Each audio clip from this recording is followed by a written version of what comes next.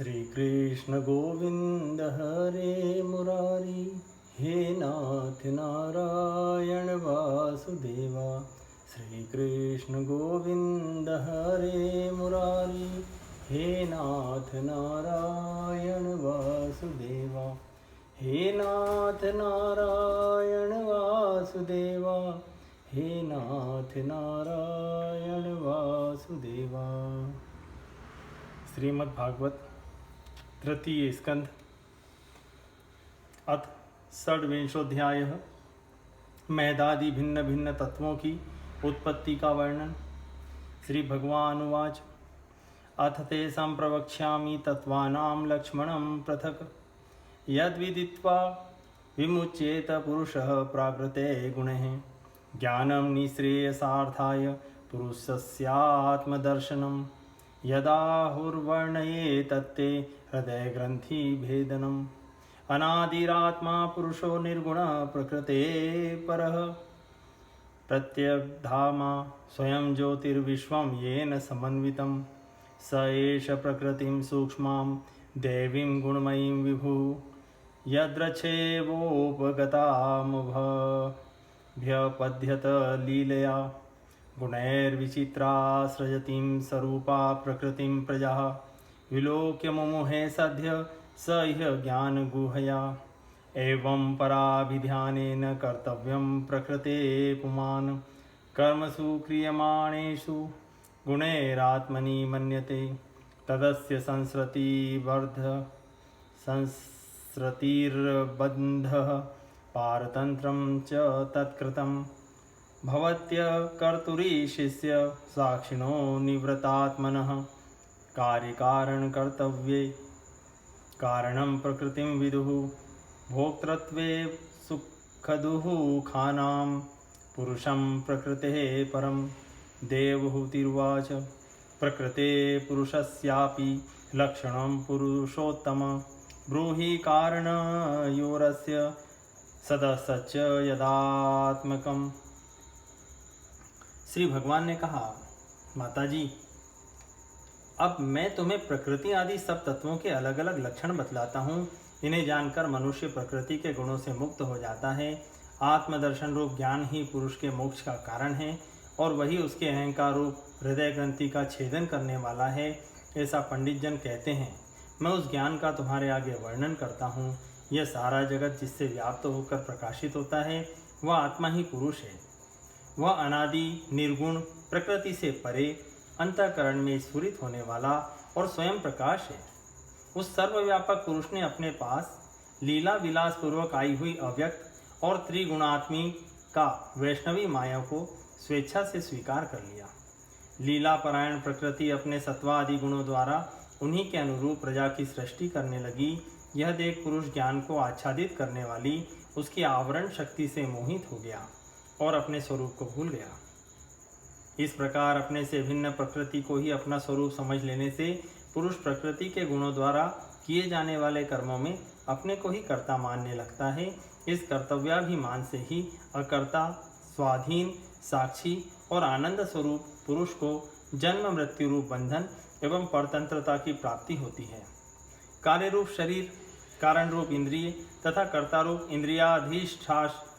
इंद्रियाधीष्ठात्र देवताओं में पुरुष जो अपनेपन का आरोप कर लेता है, उसमें पंडित जन प्रकृति को ही कारण मानते हैं तथा वास्तव में प्रकृति से परे होकर भी जो प्रकृतिस्थ हो रहा है उस पुरुष को सुख दुखों के भोगने में कारण मानते हैं।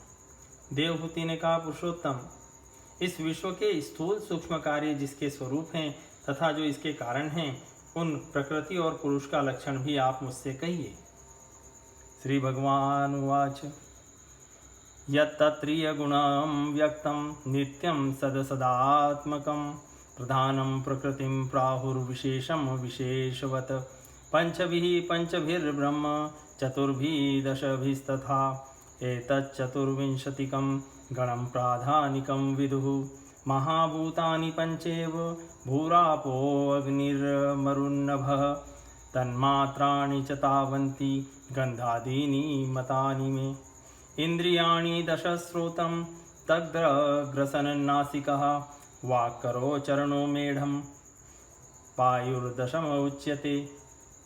मनोबुद्धिरहंकारश्चित्तमित्यन्तरात्मकं चतुर्था लक्ष्यते भेदो प्रत्यालक्षणरूपया। एतावानेव संख्यातो ब्रह्मणः सगुणस्य सन्निवेशो मया प्रोक्तो यह काल पंचविंशकः। प्रभावं पौरुषं प्राहुः कालमेके यतो भयम् अहंकार विमूढस्य कर्तुः प्रकृतिमीयुषः। प्रकृतेर्गुणसाम्यस्य निर्विशेषस्य मानवी चेष्टा यतः भगवान् काल इत्युपलक्षितः। अन्तः पुरुषरूपेण कालरूपेण यो बहिः समन्वेत्येष सत्त्वानां भगवानात्मं मायया। देवाक्षुभितधर्मिण्यां स्वस्यां यौनोपरः पुमान् आधत्य वीरसासूत महत्तत्वं हिरण्यम्। श्री भगवान ने कहा, जो त्रिगुणात्मक अव्यक्त नित्य और कार्य कारण रूप है तथा स्वयं निर्विशेष होकर भी संपूर्ण विशेष धर्मों का आश्रय है, उस प्रधान नामक तत्व को ही प्रकृति कहते हैं। 5 महाभूत, 5 तन्मात्रा, 4 अंतःकरण और 10 इंद्रिय, इन 24 तत्वों के समूह को विद्वान लोग प्रकृति का कार्य मानते हैं। पृथ्वी, जल, तेज, वायु और आकाश, ये 5 महाभूत हैं। गंध, रस, रूप, स्पर्श और शब्द, ये 5 तन्मात्र माने गए हैं। श्रोत्र, त्वचा, चक्षु, रसना, नासिका, वाक, पाणी, पाद, उपस्थ और पायु, ये 10 इंद्रियां हैं। मन, बुद्धि, चित्त और अहंकार, इन 4 के रूप में एक ही अंतःकरण अपनी संकल्प, निश्चय, चिंता और अभिमान रूपा 4 प्रकार की वृत्तियों से लक्षित होता है। इस प्रकार तत्वज्ञानी पुरुषों ने सगुण ब्रह्म के सन्निवेश स्थान इन 24 तत्वों की संख्या बतलाई है। इसके सिवा जो काल है वह 25वां तत्व है। कुछ लोग काल को पुरुष से भिन्न तत्व न मानकर पुरुष का प्रभाव अर्थात ईश्वर की संहारकारिणी शक्ति बताते हैं, जिससे माया के कार्य रूप देहादि में आत्मत्व का अभिमान करके अहंकार से मोहित और अपने को कर्ता मानने वाले जीव को निरंतर भय लगा रहता है।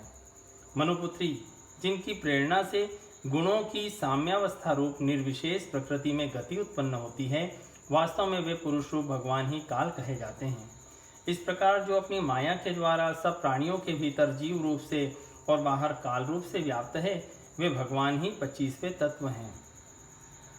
जब परम पुरुष परमात्मा ने जीवों के अदृष्टवश क्षोभ को प्राप्त हुई संपूर्ण जीवों की उत्पत्ति स्थान रूपा अपनी माया में चिच्छक्ति रूप वीर स्थापित किया, तो उससे तेजोमय महत्त्व उत्पन्न हुआ। विश्वमात्म गतं व्यंजनं कूटस्थो जगदंकुरः स्वस्तेजसा पिबत्रीव्रमात्म प्रस्वापनं तमः यत्तत्सत्त्वगुणं स्वच्छं शान्तं भगवतः पदं यदाहुर्वासुदेवाख्यं चित्तं तन्महदात्मकं स्वच्छत्वमविकारित्वं शान्तत्वमिति चेतसः वृत्तिर्भिलक्षणं प्रोक्तं यथापां प्रकृतिः परा महत्तत्वादिकुर्वाणां भगवद्वीर्यसम्भवात् क्रियाशक्तिहंकार स्त्रीविद समपद्यत वैकारिकस्तेजश्च तामसश्च यतो भवः मनश्चेन्द्रियाणां च भूतानां महतामपि सहस्रशीर्षं साक्षाद्यमन्नतं प्रचक्षते संकर्णाख्यं पुरुषं भूतेन्द्रियमनोमयं कर्तव्यं करणत्वं च कार्यत्वं चेति लक्षणं शान्तघोरविमूढत्वमिति वा स्यादहंकृतेः वैकारिकाद्विकुर्वाणां मनस्त्वत्वं जायत यत्संकल्पविकल्पाभ्यां वर्तते कामसंभवः यद्विदुर्यनिरुद्धाख्यं रसिकाणामधीश्वरं शारदेन्दीवरश्यामं सरान्ध्यं योगिभिः शनैः। लय विक्षेप आदि सहित लय विक्षेप आदि रहित तथा जगत के अंकुर रूप इस महतत्व ने अपने में स्थित विश्व को प्रकट करने के लिए अपने स्वरूप को आच्छादित करने वाले प्रलयकालीन अंधकार को अपने ही तेज से पी लिया। जो सत्वगुण में स्वच्छ, शांत और भगवान की उपलब्धि का स्थान रूप चित्त है, वही महतत्व है और उसी को वासुदेव कहते हैं। जिसे आध्यात्म में चित्त कहते हैं, उसी को अधिभूत में महतत्व कहा जाता है। चित्त में अधिष्ठाता क्षेत्रज्ञ और उपास्य देव वासुदेव है। इस प्रकार में अहंकार में अधिष्ठाता रुद्र और उपास्य देव संकर्षण है। बुद्धि में अधिष्ठाता ब्रह्मा और उपास्य देव प्रद्युम्न है तथा मन में अधिष्ठाता चंद्रमा और उपास्य देव अनिरुद्ध है। जिस प्रकार पृथ्वी आदि अन्य पदार्थों के संसर्ग से पूर्व जल अपनी स्वाभाविक फेन तरंग आदि रहित अवस्था में अत्यंत स्वच्छ, विकार शून्य एवं शांत होता है, उसी प्रकार अपनी स्वाभाविकी अवस्था की दृष्टि से स्वच्छत्व, अविकारित्व और शांतत्व ही वृत्तियों सहित चित्त का लक्षण कहा गया है। तदनंतर भगवान की वीर्य रूप चित शक्ति से उत्पन्न हुए महतत्व के विकृत होने पर उससे क्रिया शक्ति प्रधान अहंकार उत्पन्न हुआ।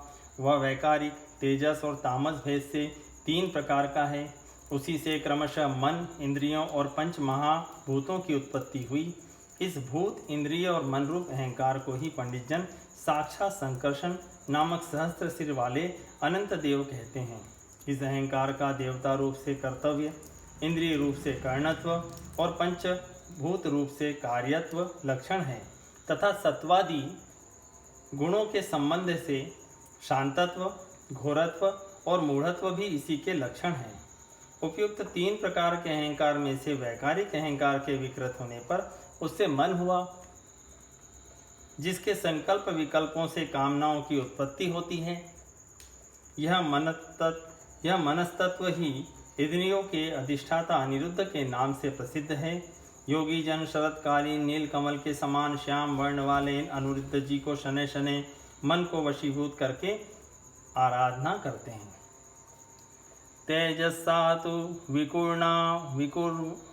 विकुर्वाणाद बुद्धि तत्वं भूत सती द्रव्य स्फुरण विज्ञानम इंद्रियाणाम अनुग्रह संशयोत विपर्यासो निश्चय स्मृतिरेव च स्वाप इत्युच्यते बुद्धेर्लक्षणं वृत्तितः पृथक् तेजसानीन्द्रियाण्वेव क्रिया ज्ञान विभागशः प्राणस्य हि क्रिया शक्तिर्बुद्धिर्विज्ञान शक्तिता तामसा च विकुर्वाणां भगवद्वीर्यचोदितात् शब्दमात्रभूते स्मान्नभ छोत्र तु शब्दगम् अर्थाश्रयत्वं शब्दस्य द्रष्टुर्लिङ्गत्वमेव च तन्मात्रत्वं च नभसो लक्षणं कवयो विदुः भूतानां छिद्रदात्रत्वं बहिरन्तरमेव च प्राणेन्द्रियात्मधीष्यन्तत्वं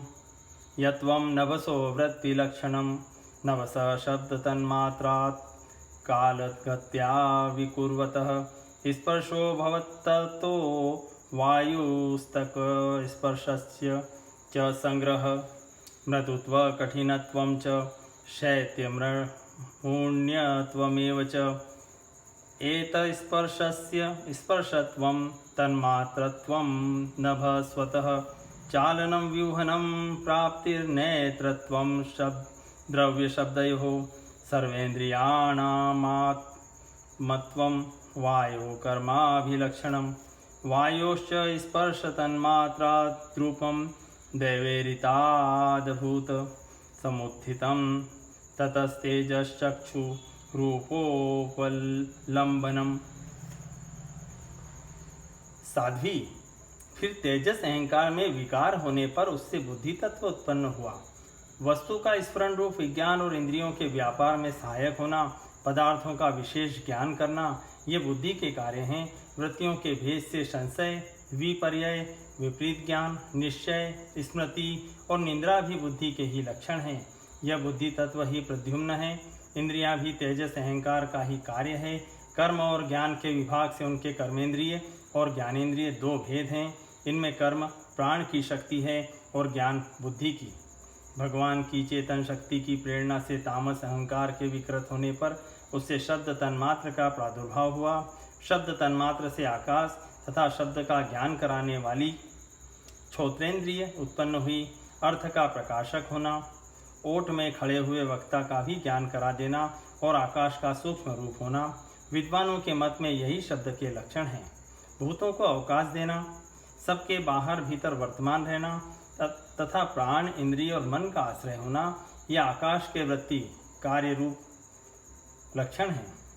फिर शब्द तन्मात्र के कार्य, आकाश में काल गति से विकार होने पर स्पर्श तन्मात्र हुआ और उससे वायु तथा स्पर्श का ग्रहण कराने वाली त्वगेंद्रिय त्वचा उत्पन्न हुई।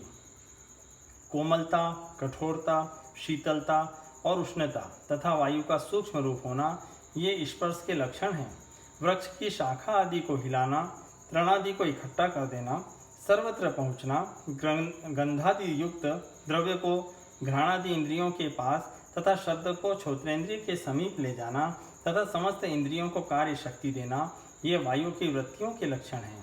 तदनंतर देव की प्रेरणा से स्पर्श तन्मात्र विशिष्ट वायु के विकृत होने पर उससे रूप तन्मात्र हुआ और उससे तेज और रूप को उपलब्ध कराने वाली नेत्रेंद्रिय का प्रादुर्भाव हुआ। द्रव्याकृतित्वं गुणता व्यक्तिस्थात्वमेव च तेजस्त्वं तेजस साध्वी रूपमात्रस्य वृत्तयः द्योतनं पचनम्।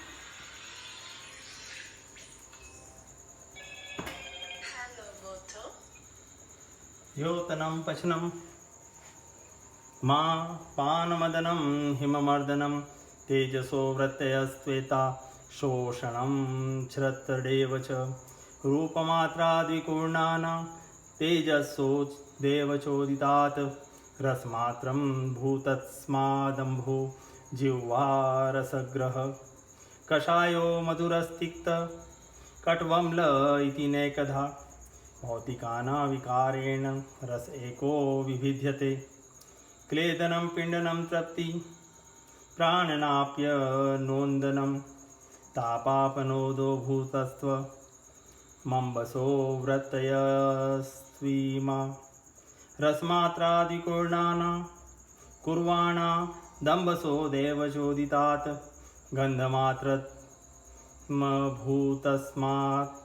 पृथ्वी घ्राणस्तु गन्धगः करम्भपूरी सौरेभ्य शान्तो ग्राम्लादिभिः पृथक् द्रव्यावयवशम्याद् गन्ध एको विभिद्यते भावनं ब्रह्मणः स्थानं धारणं सद्विशेषणं सर्वसत्वगुणेद्भेदः पृथ्वीवृत्तिलक्षणं नभो गुणविशेषेस्थो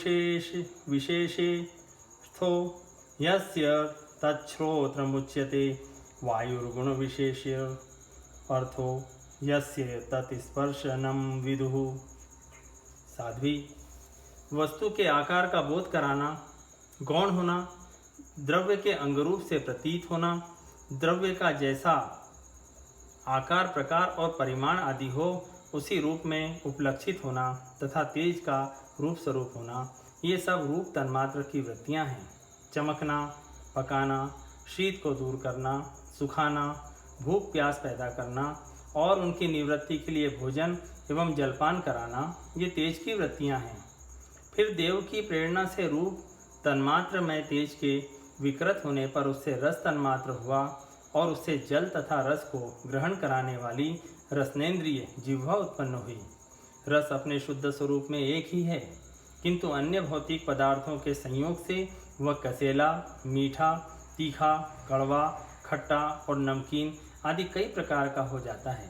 गीला करना, मट्टी आदि को पिंडाकार बना देना, तृप्त करना, जीवित रखना, प्यास बुझाना, पदार्थों को मृदु कर देना, ताप की निवृत्ति करना और कुपादि में से निकाल लिए जाने पर भी वहाँ बार बार प्रकट हो जाना, ये जल की वृत्तियाँ हैं। इसके पश्चात देव प्रेरित रस स्वरूप जल के विकृत होने पर उससे गंध तन्मात्र हुआ और उससे पृथ्वी तथा गंध को ग्रहण कराने वाली घ्राणेन्द्रिय प्रकट हुई। गंध एक ही है, तथापि परस्पर मिले हुए द्रव्य भागों की न्यूनाधिकता से वह मिश्रित गंध, दुर्गंध, सुगंध, मृदु, तीव्र और अम्ल आदि अनेक प्रकार का हो जाता है।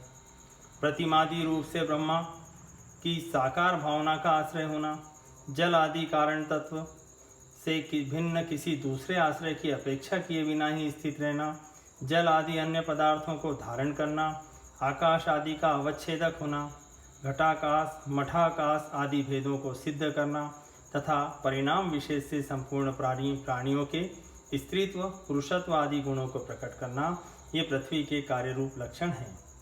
आकाश का विशेष गुण शब्द जिसका विषय है वह श्रोतेंद्रिय है। वायु का विशेष गुण स्पर्श जिसका विषय है वह त्वगेंद्रिय है। तेजो गुण विशेषार्थो यस्य चक्षु यस्य तचक्षुरुच्यते, आम्भो गुण विशेषोऽर्थो यस्य तन्द्रसनं विदुः, भूमेर्गुण विशेषोऽर्थो यस्य स घ्राण उच्यते, परस्य दृश्यते धर्मो ह्य परस्मिन् समन्वयात्, अतो विशेषो भावानां भूमावेवोपलक्ष्यते। एतान्य संहत्यं यदा महादादीनि सप्त वै, कालकर्म गुणोपेतो जगदादिरूपाविशत, ततस्तेनानुविद्भेद्यो युक्तेभ्योऽण्डं चेतनम् उत्तीथं पुरुषो यस्मादुदतिष्ठ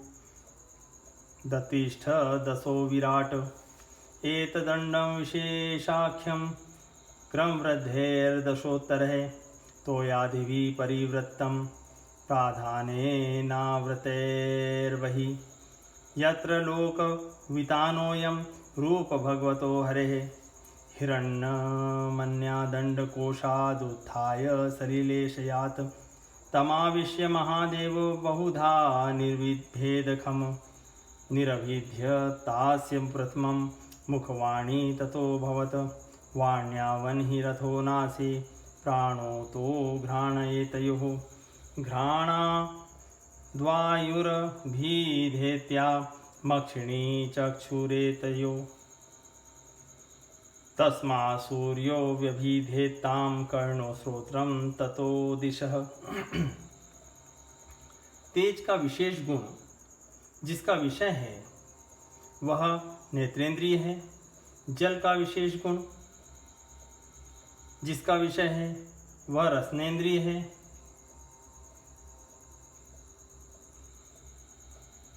और पृथ्वी का विशेष गुण गंध जिसका विषय है वह घ्राणेन्द्रिय, उसे घ्राणेन्द्रिय कहते हैं। वायु आदि तत्व कार्यों में आकाश आदि कारण तत्वों के रहने से उनके गुण भी अनुगत देखे जाते हैं। इसलिए समस्त महाभूतों के गुण शब्द स्पर्श रूप रस और गंध केवल पृथ्वी में ही पाए जाते हैं। जब महतत्व अहंकार और पंचभूत ये सात तत्व परस्पर मिल न सके, पृथक पृथक ही रह गए, तब जगत के आदि कारण श्री नारायण ने काल अदृष्ट और सत्वादि गुणों के सहित उनमें प्रवेश किया। फिर परमात्मा के प्रवेश से क्षुब्ध और आपस में मिले हुए उन तत्वों में से एक जड़ अंड उत्पन्न हुआ। उस अंड से इस विराट पुरुष की अभिव्यक्ति हुई। इस अंड का नाम विशेष है। इसी के अंतर्गत श्री हरि के स्वरूपभूत 14 भुवनों का विस्तार है। यह चारों ओर से क्रमशः एक दूसरे से 10 गुने जल, अग्नि, वायु, आकाश, अहंकार और महतत्व इन 6 आवरणों से घिरा हुआ है। इन सबके बाहर 7वां आवरण प्रकृति का है। कारण में जल में स्थित उस तेजोमय अंड से उठकर उस विराट पुरुष ने पुनः उसमें प्रवेश किया और फिर उसमें कई प्रकार के छिद्र किए। सबसे पहले उसमें मुख प्रकट हुआ, उससे वाक इंद्रिय, उसके अनंतर वाक का अधिष्ठाता अग्नि उत्पन्न हुआ। फिर नाक के छिद्र नथुने प्रकट हुए, उससे प्राण सहित घ्राणेन्द्रिय उत्पन्न हुई। घ्राण के बाद उसका अधिष्ठाता वायु उत्पन्न हुआ। तत्पश्चात नेत्र गोलक प्रकट हुए, उनसे चक्षु इंद्रिय प्रकट हुई और उसके अनंतर उसका अधिष्ठाता सूर्य उत्पन्न हुआ। फिर कानों के छिद्र प्रकट हुए, उनसे उनकी इंद्रिय श्रोत्र और उसके अभिमानी दिग्देवता प्रकट हुए।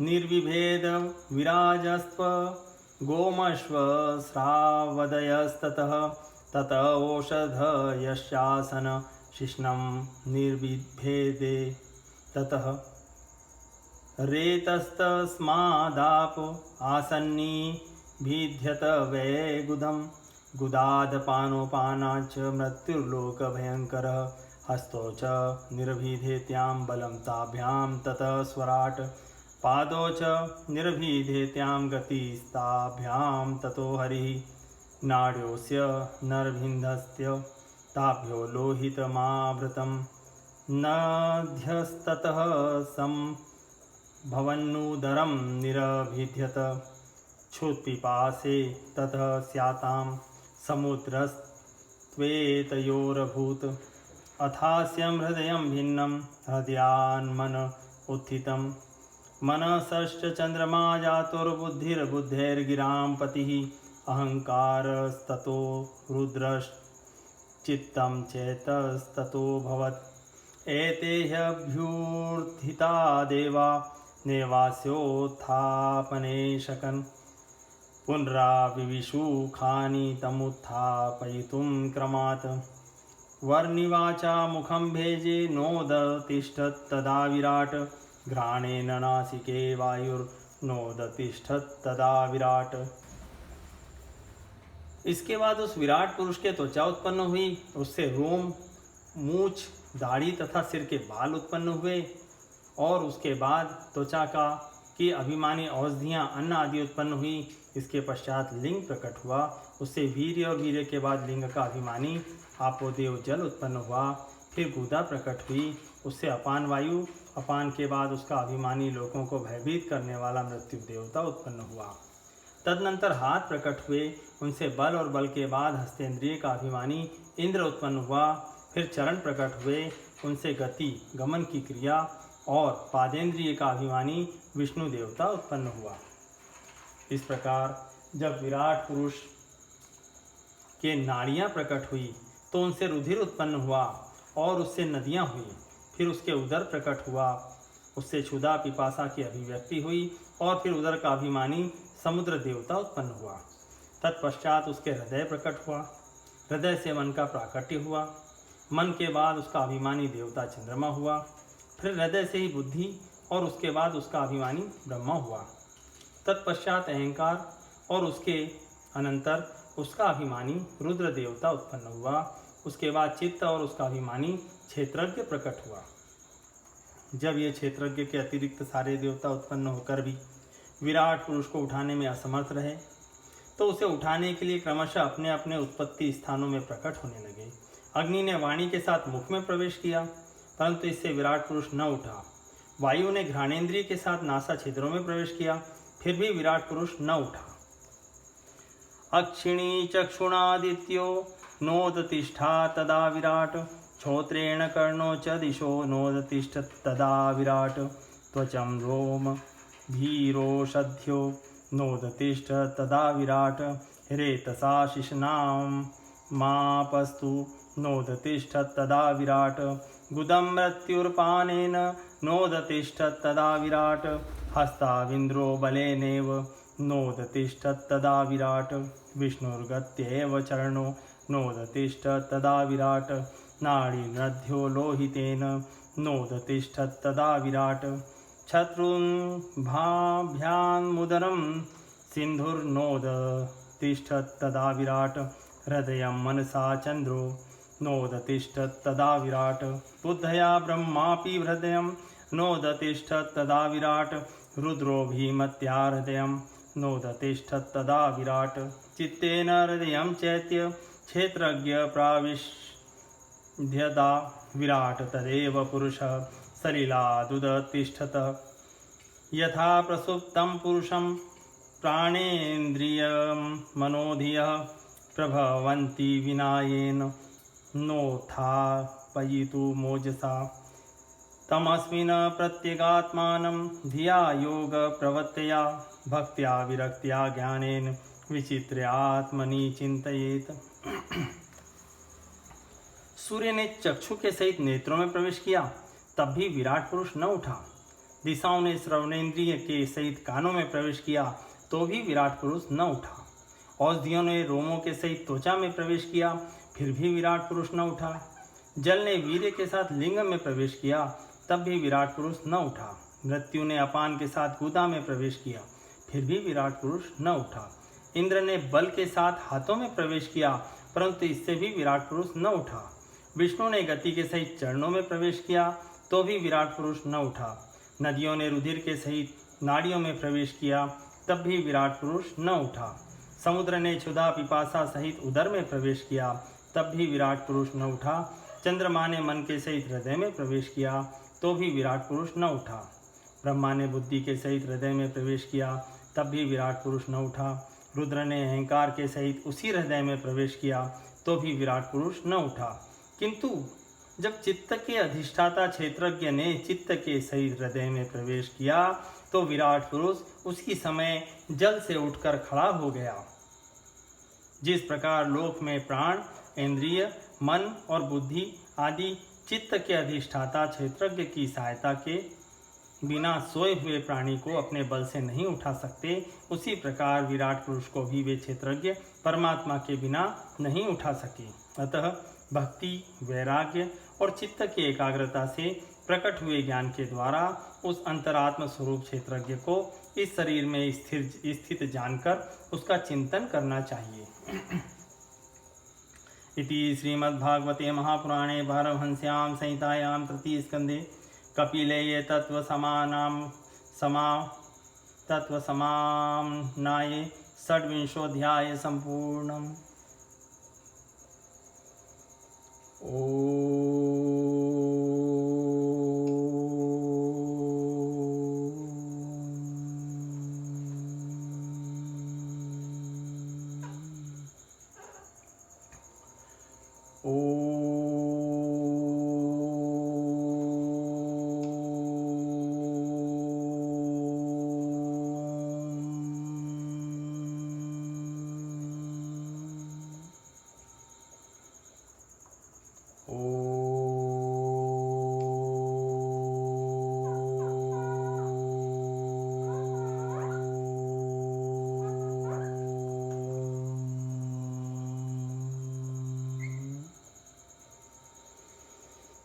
श्री कृष्ण गोविंद हरे मुरारी, हे नाथ नारायण वासुदेव।